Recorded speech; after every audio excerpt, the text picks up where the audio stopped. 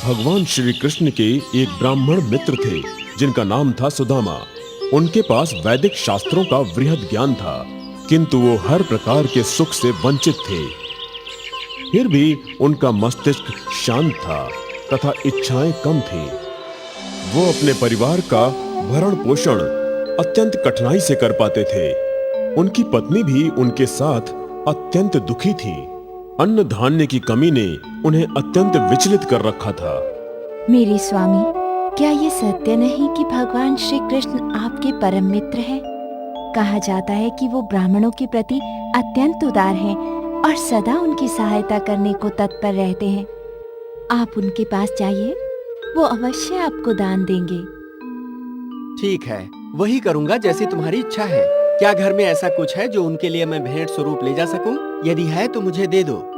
सुदामा की पत्नी ने अपने पड़ोसी ब्राह्मण के यहाँ से 4 मुट्ठी चिवड़े भीख में मांग कर लाए तथा उन चिवड़ों को एक फटे पुराने कपड़े में लपेटकर अपने पति को दे दिया, जो श्री कृष्ण के लिए भेंट स्वरूप था।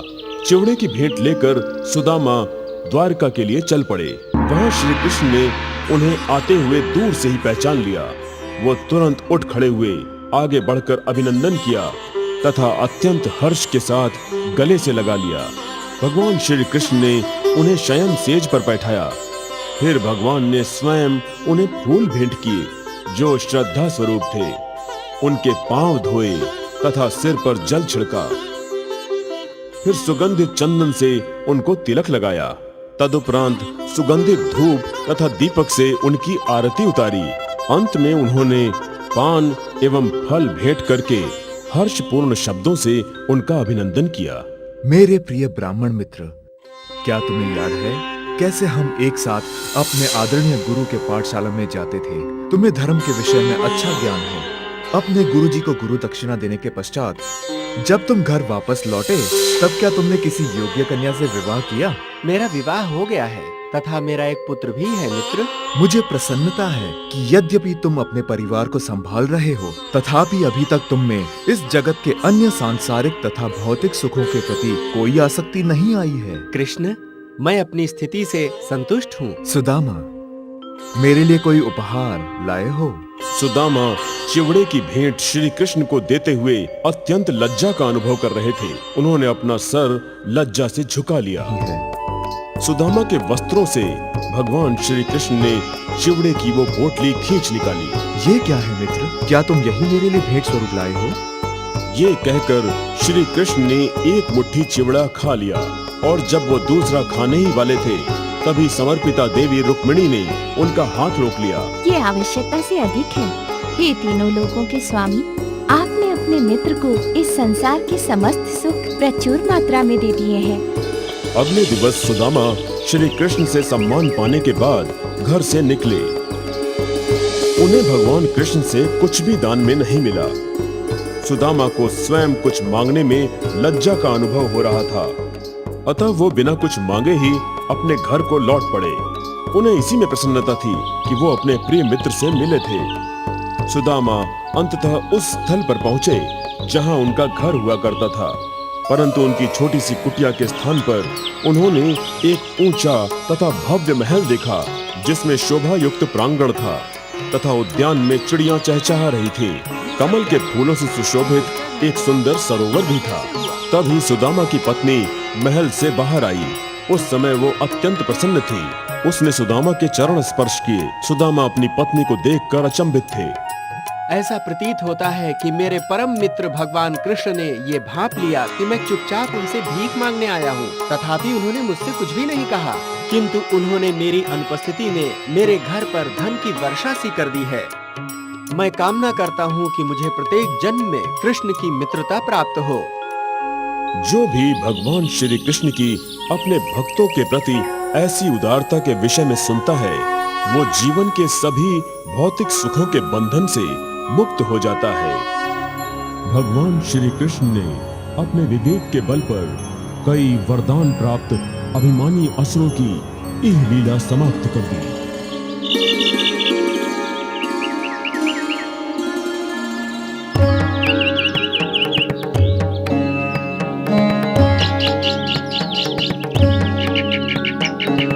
एक बार सगुनी का पुत्र दानव रेका राह में नारद से मिला। दुष्ट रेका ने उनसे पूछा कि तीनों देवों में से कौन से देव सबसे जल्द प्रसन्न होते हैं। भगवान शिव की आराधना से तुम्हें जल्दी ही सफलता मिलेगी। वो सहायता करेंगे।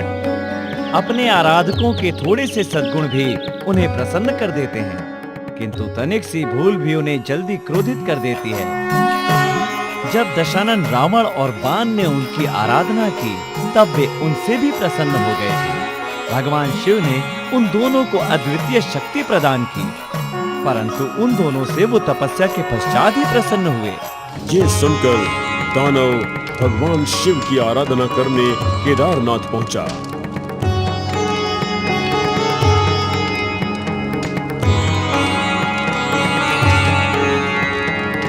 वो अपने ही शरीर का मांस काट काट कर उसकी आहुति पवित्र अग्नि को देने लगा।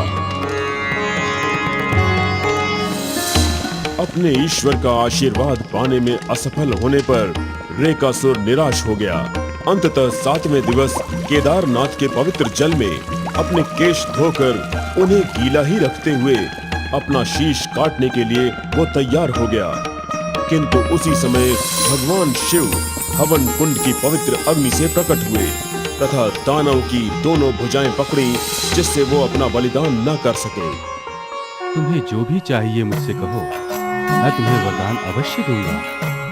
जिस किसी के भी शीश पर मैं हाथ रखूं, वो मृत्यु को प्राप्त हो जाए। भगवान शिव थोड़े विचलित हो गए। फिर एक कुटिल मुस्कान के साथ उन्होंने रेखा को वरदान दे दिया।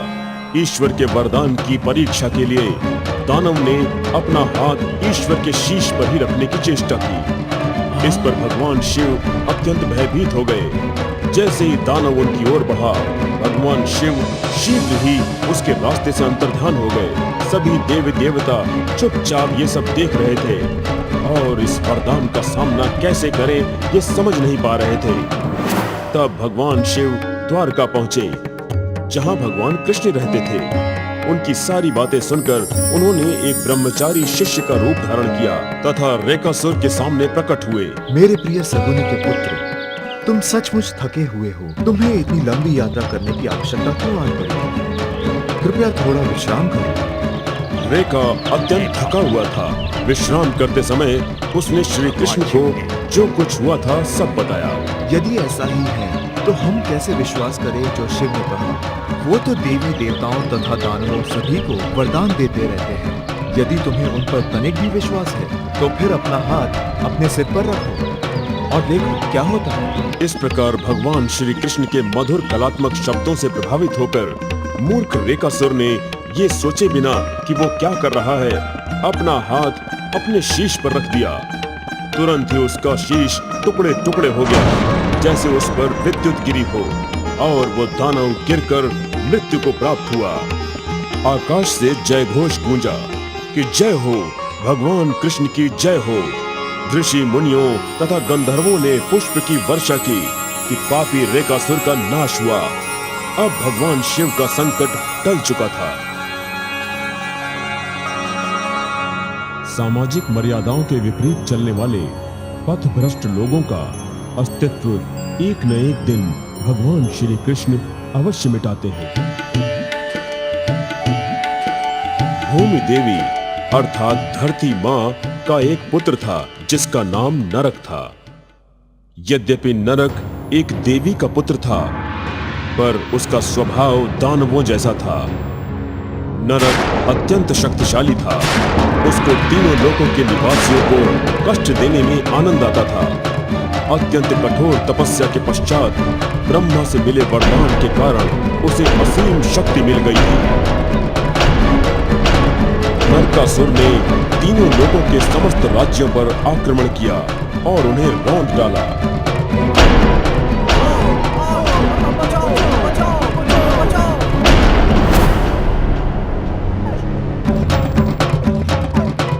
वो स्त्रियों को उठा ले जाता था तथा अपने रनिवास में दासी बनाकर रखता था।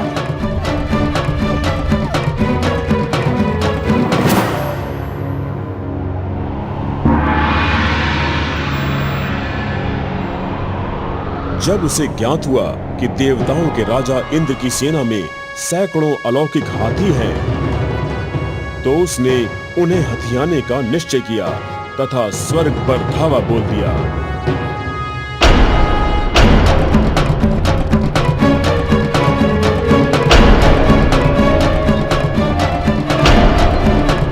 देवराज इंद्र असहाय से स्वर्ग को उजड़ते हुए देखते रहे। नरक ने स्वयं देवताओं को खदेड़ना प्रारंभ किया। देवताओं को खदेड़ते समय उसकी दृष्टि दूर एक छोटी सी चमकती हुई वस्तु पर पड़ी।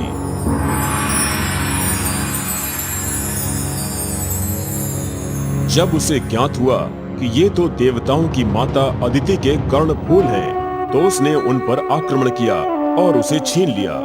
इंद्र बहुत अपमानित हुए और उससे अपनी मां पर आक्रमण का प्रतिशोध लेना चाहा। उन्हें पता था कि श्री कृष्ण के अतिरिक्त कोई नरकासुर को मार नहीं सकता। वे सहायता मांगने के लिए श्री कृष्ण के महल में पहुंचे। श्री कृष्ण अपनी अर्धांगिनी सत्यभामा के साथ थे। भगवान कृष्ण, मैं आपकी शरण में हूँ। मैं बहुत अपमानित हुआ हूँ।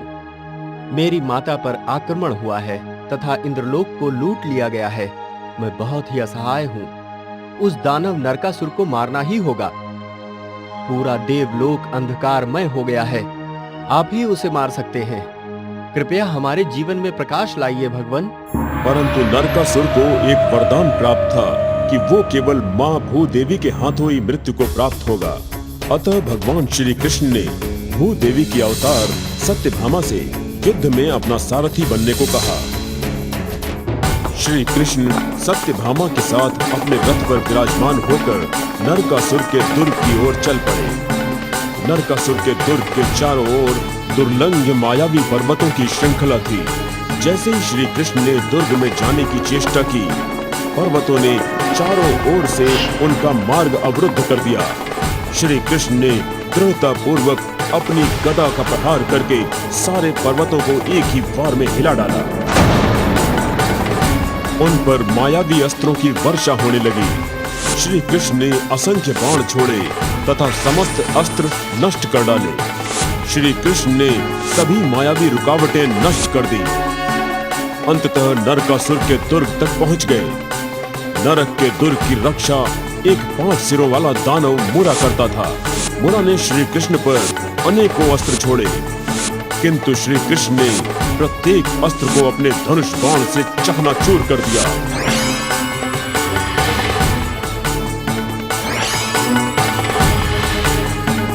फिर श्री कृष्ण ने अपना सुदर्शन चक्र उठा लिया तथा उसे मुरा की ओर फेंककर उसे शीश विहीन कर दिया।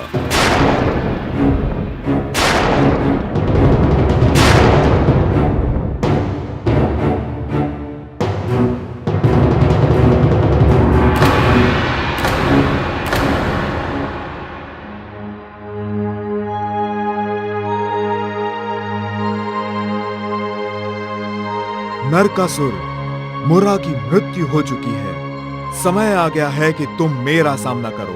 मैं तुम्हारा वध कर दूंगा तथा इंद्रलोक को और पूरे ब्रह्मांड को पूरी तरह समाप्त कर दूंगा। मेरे साथ चाले मत चलो। सुनो हृदय विहीन राक्षस, यदि तुम में साहस है तो मुझसे युद्ध करो। बहुत देर तक घमासान युद्ध करने के पश्चात भी श्री कृष्ण नरकासुर को हराने में असफल रहे, क्योंकि उसे उसकी मां का वरदान प्राप्त था। ये देख सत्यभामा ने धनुष उठाया तथा बाण लक्ष्य कर नरकासुर को तुरंत मार डाला। बाद में श्री कृष्ण ने सत्यभामा को उस वरदान की याद दिलाई जो उन्होंने भूदेवी के रूप में नरकासुर को दिया था। सत्यभामा द्वारा नरकासुर के वध की व्याख्या इस प्रकार भी की जा सकती है कि यदि बच्चे पथभ्रष्ट हो जाएं, तो माता पिता को उन्हें दंड देने में संकोच नहीं करना चाहिए। संपूर्ण देवलोक आलोकित हो उठा। इंद्रदेव प्रसन्नता से फूले न समाये। कृष्ण, हमारी समस्त समस्याओं का अंत हो गया है।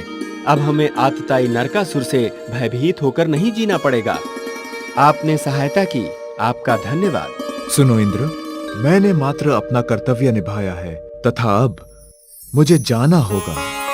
कृष्ण, आज आपने हमारे जीवन से अंधकार को दूर कर दिया तथा उसे प्रकाशवान कर दिया। यह दिन अब सदैव समस्त जगत में प्रकाश के साथ मनाया जाएगा। यह दिवस दिवाली के नाम से विख्यात होगा, प्रकाश तथा उल्लास का पर्व।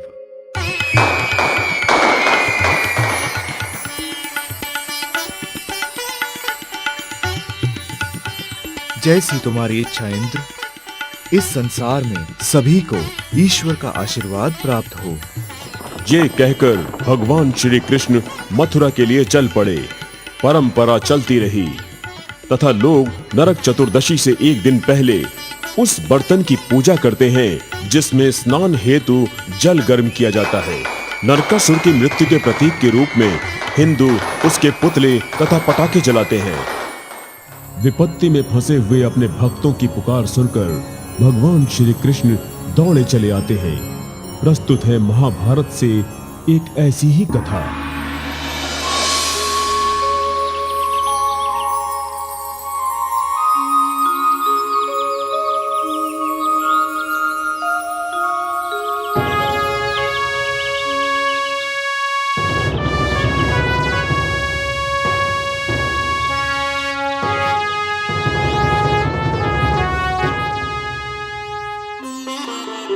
पराक्रमी पांडवों की पत्नी द्रौपदी अपनी सुंदरता के साथ साथ अपने साहस के लिए भी जानी जाती थी। उसकी क्षमता अद्वितीय थी। वो अपने विरोधियों को शांत करने में अत्यंत माहिर थी। फिर भी उसकी कहानी कष्टों से भरी हुई थी। किसी के भी सम्मुख शीश न झुकाने वाली सर्वगुण संपन्न राजकुमारी द्रौपदी भगवान श्री कृष्ण की परम भक्त थी। एक दिन दुर्योधन ने युधिष्ठिर को द्यूत क्रीड़ा के लिए आमंत्रित किया। युधिष्ठिर को द्यूत क्रीड़ा प्रिय तो थी, किंतु वो उसमें निपुण नहीं थे। कौरवों के मामा शकुनी द्यूत क्रीड़ा में पारंगत थे। उस दिन युधिष्ठिर दांव पर दांव लगाते चले गए। वो अपने रथ, घोड़े, हाथी सब कुछ हार गए। उसके पश्चात वो अपनी राजकीय संपत्ति तथा अपने सभी सैनिकों को भी हार गए। अंत में वो अपना राज्य भी हार गए। जब उनके पास कुछ भी नहीं बचा तो युधिष्ठिर तथा उनके चारों भाई कौरवों के दास बन गए। युधिष्ठिर, ये तुम्हारा अंतिम दांव है। इसमें जीत गए तो तुमने जो कुछ भी हारा है वो तुम्हें वापस मिल जाएगा। तुम अपनी पत्नी द्रौपदी को दांव पर लगा दो और अपना खोया हुआ राजपाट और सब कुछ वापस ले लो। युधिष्ठिर के सिर पर द्यूत क्रीड़ा का भूत सवार था। उन्होंने परिणाम के विषय में सोचे बिना ही दांव लगा दिया। पासा फेंको, ये मेरा अंतिम दांव होगा। मैं जीत गया तो सब कुछ वापस ले जाऊंगा। दुर्योधन, पासा फेंको। परंतु इस बार भी भाग्य ने युधिष्ठिर का साथ नहीं दिया। इस बार भी हम जीत गए। अब तुम सेवक हो, अपनी पत्नी को यहाँ भेजो। कोई है? द्रौपदी अब मेरी सेविका है, ले आओ उसे। पांडव कुछ नहीं कर पाए तथा लज्जित होकर अपना शीश झुकाए बैठे रहे। युधिष्ठिर जानते थे कि ये सब उन्हीं के कारण हो रहा है। वो पछता रहे थे, किंतु अब बहुत देर हो चुकी थी। द्रौपदी अपने महल में थी। महारानी, युधिष्ठिर आपको खेल में हार गए हैं और दुर्योधन जीत गए हैं। अतः अब से आप महाराज धृतराष्ट्र के महल में दासी होंगी। ये सुनकर द्रौपदी की आंखें भर आईं। भला कोई अपनी पत्नी को दांव पर कैसे लगा सकता है? जब युधिष्ठिर अपने आप को हार चुके थे तो मुझे दांव पर लगाने का अधिकार उन्हें किसने दिया? पता करो, युधिष्ठिर ने पहले अपने आप को दांव पर लगाया था या मुझे? तथा शीघ्र आकर मुझे बताओ। सेवक वापस दरबार में पहुंचा। द्रौपदी का संदेश सुनकर दुर्योधन क्रोधित हो उठा। एक दासी को इस तरह प्रश्न पूछने का अधिकार नहीं है। दुशासन, उसे यहाँ ले आओ। उसके बालों को पकड़कर घसीट लाओ। दुशासन द्रौपदी के बालों को पकड़कर उसे घसीटता हुआ सबके समक्ष ले आया।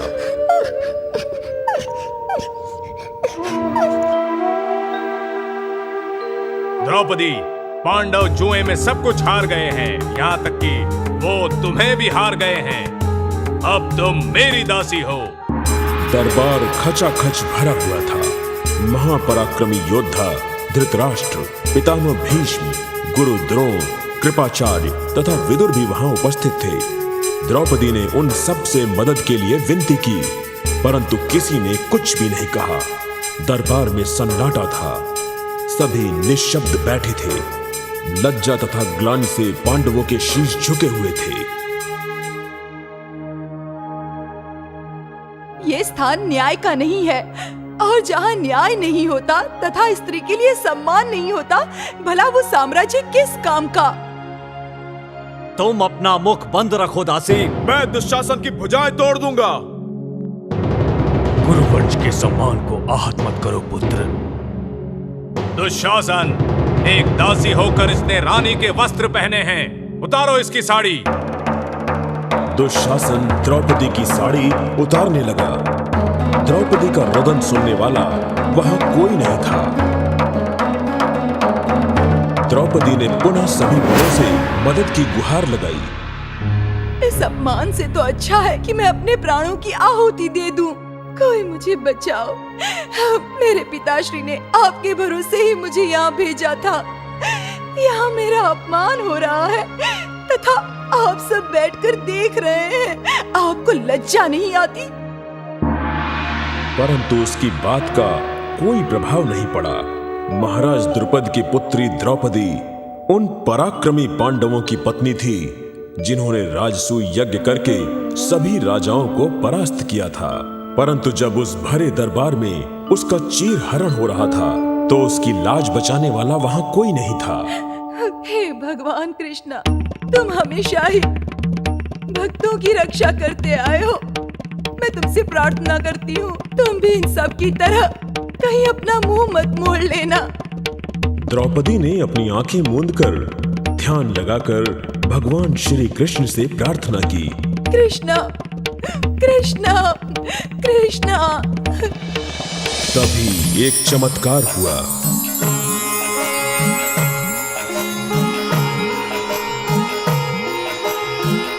द्रौपदी की साड़ी बढ़ती चली गई। दुशासन साड़ी खींचता जा रहा था, किंतु साड़ी का अंत ही नहीं हो रहा था।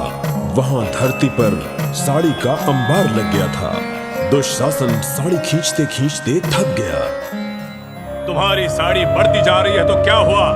अब तुम मेरे महल की दासी हो।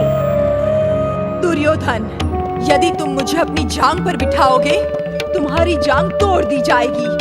और आज मैं शपथ लेती हूँ कि जब तक तुम्हारा अंत नहीं हो जाता, मैं चोटी नहीं बांधूंगी। ये सुनकर सारा दरबार कांप उठा। धरती हिलने लगी। आकाश में धूमकेतु मंडराने लगे। पशु पक्षी भी विचलित हो उठे। भीम, जिसमें सैकड़ों हाथियों का बल था, अब तक अपने बड़े भाई के कारण शांत बैठा था, वो भी अब क्रोध से ज्वालामुखी की भांति फूट पड़ा। मैं शपथ लेता हूँ कि दुर्योधन की जांग तोड़ दूंगा तथा इतना ही नहीं, दुशासन की छाती फाड़कर उसका रक्त पी जाऊंगा। महाराज धृतराष्ट्र, अपने पुत्र की बातें सुनने के पश्चात भी आप इस तरह चुप क्यों बैठे हैं? आपने द्रौपदी का शाप सुन लिया। इसका अर्थ है जल्द ही आपका साम्राज्य डूब जाएगा। तुम्हारे साथ जो भी हुआ वो अच्छा नहीं हुआ। तुम एक कुलीन तथा पवित्र नारी हो। मेरे पुत्र ने जो कुछ भी किया उसके लिए मैं लज्जित हूँ। तुम इसी समय मुझसे एक वर मांग सकती हो। आप मुझे तथा मेरे पतियों को यहाँ से चले जाने की आज्ञा दें। तुम सब इसी समय प्रस्थान कर सकते हो। ईश्वर तुम्हारी रक्षा करे। द्रौपदी तथा पांचों पांडव लज्जित तथा दुखी होकर वहां से प्रस्थान कर गए।